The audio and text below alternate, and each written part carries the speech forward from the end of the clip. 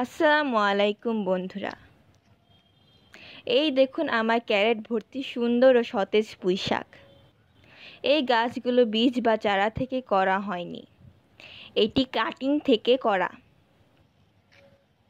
বাজার থেকে পুঁইশাক আনা ডালগুলি 15 দিন আগে লাগিয়ে দিয়েছিলাম।